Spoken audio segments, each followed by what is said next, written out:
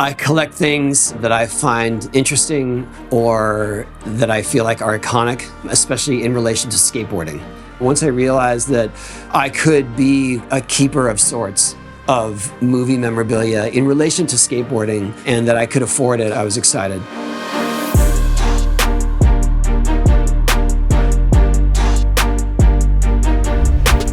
Hey, Complex? Come on in. Welcome to my museum.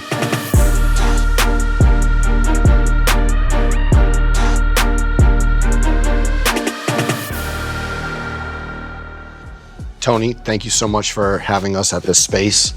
Pretty surreal to be at this space, I'm not gonna lie. This is my happy place. Yeah, if I'm home, you'll find me here on most days. Talking about the products, we have to start here at your first pro model, the Powell Peralta, where it all started. What can you talk about these boards specifically, these up here? This one was actually the first pro model that I got and rode. Mm-hmm. And I took it apart because they had some other colors coming in, and this was like kind of the first screen.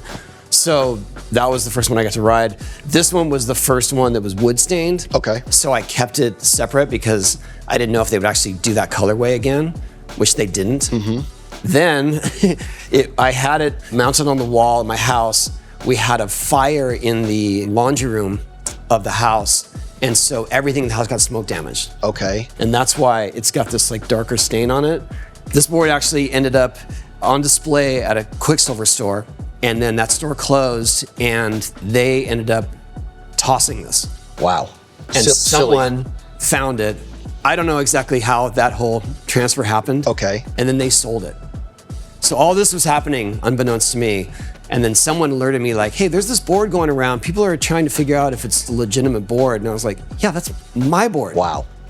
I know why it's smoke damaged. So long story short, I bought it back from the person who actually bought it.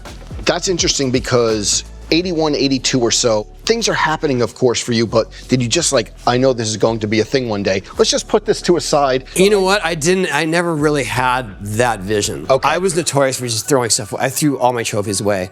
Usually if I go through a board, I just give it to someone. Okay. So I never really had sentimental value to things like that, but these somehow just remained. I finally went through everything and decided, okay, these ones would be cool to let go of. These ones I want to keep. I just felt like it was time. Absolutely. And so I was kind of purging in a sense, but also I thought it was a perfect opportunity working with Julians to do it all in one lot. During like this era, you were young. What was like the mentality? It was all happening for you, but you're riding these boards. Take me back there. It was weird because skating just wasn't big. It wasn't a big industry. It wasn't popular. So to have your name on a skateboard, it meant nothing, especially like in high school. Mm-hmm. It was like, you get your name on a yo-yo, like who cares? Yeah. You know, it's just, it's a kid's thing. It was huge to me, but it wasn't like, I mean, I literally got a royalty check one month for $4. Okay. That means they sold 4 skateboards. Wow. Or 5 skateboards. Yeah. in that month. So it wasn't like someone gives you a model and that's your ticket to success and finances. And it was just more like, you're good enough to be a pro skater. Hopefully someone will buy it. What can you say about this row of boards? What kind of sticks out to you from a sentimental standpoint? Well, this board right here was actually the board I was riding the day of the 99 X Games Best Trick, just before the Best Trick event. I was actually street skating, shooting photos for ESPN magazine, and I landed a kickflip wrong and I snapped it, and you can see this crack right here. Oh, wow. And I remember thinking, oh shit, I need to set up a new board because the Best Trick is tonight. Mm-hmm. And so I had ridden this board the day before in the actual vert event. I got 3rd place in vert at that X Games. This is the board I was riding then. Then I broke it the next day, scrambled to take it apart, and then put the board together that was the board I did 900 on. But this is the board I should have done 900 on. Nostalgia is powerful because it gives you a feeling of time and place. I mean, there are people that love certain albums by certain bands, and it's not considered the best album by the band, but because it represented something in their life of that time and place when they listen to it, it means more than anything else. And the same thing is with skateboards for me, skateboards in movies. Like it meant so much to me that skateboarding was in a movie. And the idea that I could have a piece of that nostalgia, and actually have it for myself is something that I don't undervalue at all.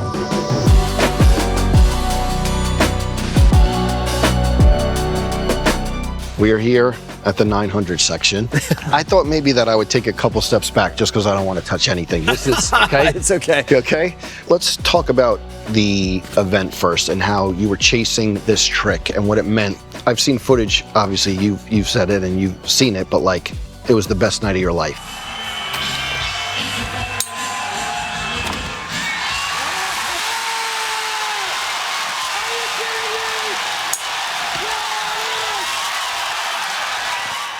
Thank you. This is the best day of my life. It was the best night of my skate career. Okay. I should rephrase that.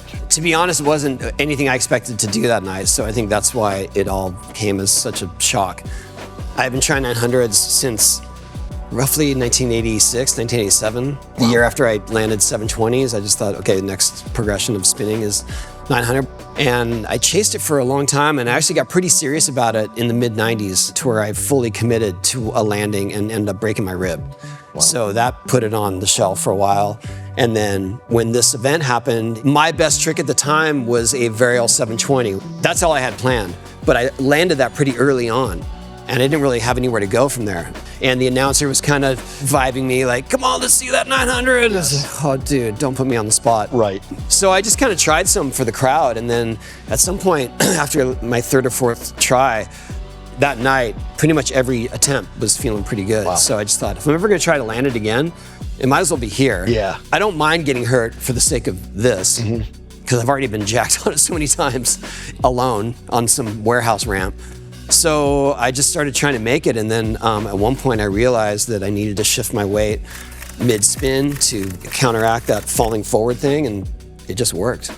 It's such a crazy feat, and one that you just hear in pop culture lore all the time. And then getting into the board, this is, I think your colleague Ted was like, this is the holy grail of skateboarding memorabilia. Do you, I know that you're going to be humble, but can you see why a lot of people feel that way? Yeah, I understand. I mean, definitely that was a huge moment for me professionally. I think that some people saw that who didn't skate, and that got them inspired to try skating because they realized that there's this joy that can be had from it just in your own space. And really, I think that event, it was a microcosm of what skating is. It's camaraderie. Yes. It's community. It's fun. And yet it's also personal challenges. And so I was really thankful, and you know, I'm happy that people have reverence for this. Yeah. For me, it was just another deck I was riding, obviously. But I love that it's a time capsule of like that era. Did this board ever leave your sight? Was it always in close proximity? This board was taken by a security guard at X Games. What happened there? He took it and stole it, essentially. And a neighbor of his knew about it and got it back for me. Wow. And I still have his info. I'm still in touch with him. The security guard or the neighbor? No, the neighbor. Good. Listen, sometimes snitching works. Okay. I reward him for his information. So when did you realize that it was gone? I mean, that night. But I didn't, you know, I was caught up in the moment. I wasn't really even concerned about it, but I'm really thankful he did. The Falcon 1 and Falcon 2, such iconic boards, but those models specifically and this Falcon 2, what could you say about how people gravitated towards those models? Well, I think it was mostly because we included these in the first video game, THPS. So Falcon 1, Falcon 2 were models that you could choose, and then people end up buying them. This was probably the only one that I rode that I have, and we don't have any more of these.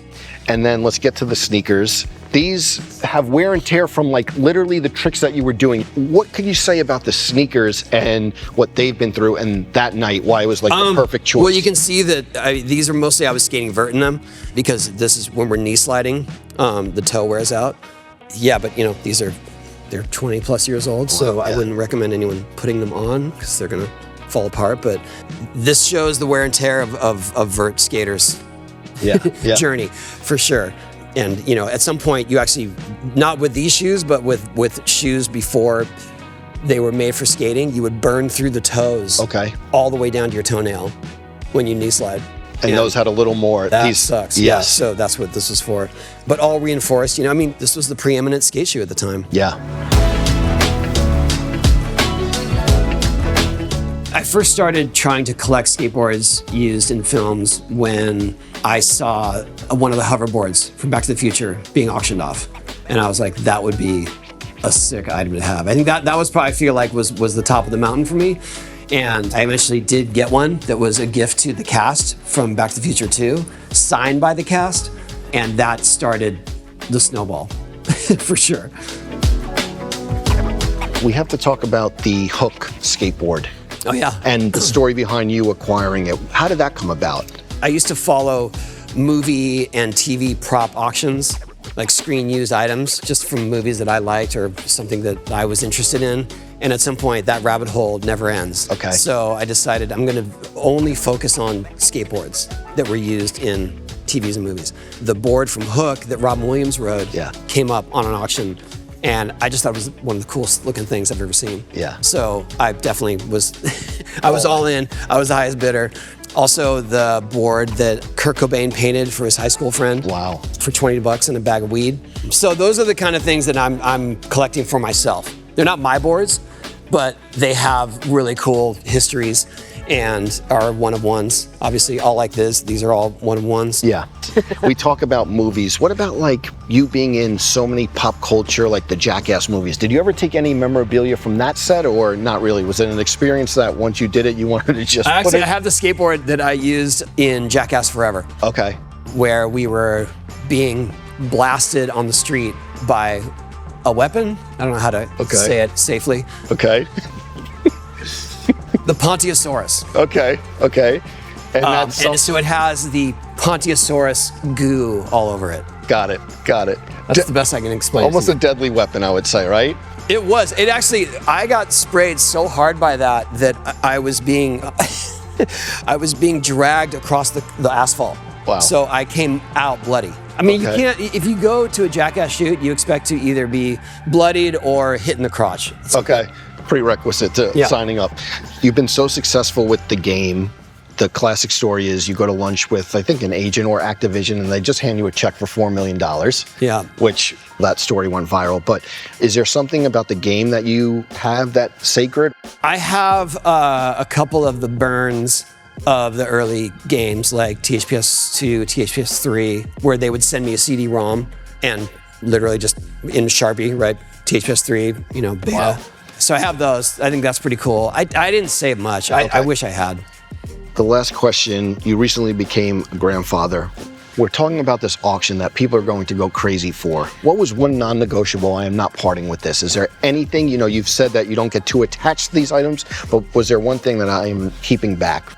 I kept X Games medals from specific years that relate to my kids. Okay. So some were the years they were born, some were the years that something significant happened. And so each of my kids has one of my X Games medals.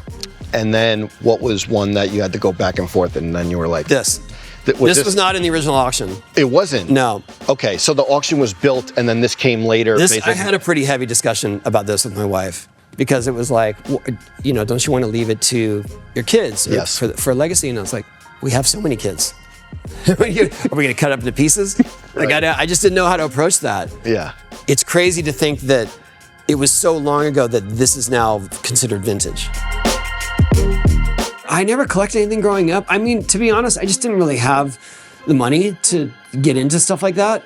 And I never was sentimental about my own stuff, so I just didn't have a good context to it. But I think it was more once I realized that I could be kind of a keeper of sorts of movie memorabilia in relation to skateboarding, and that I could afford it. I was excited.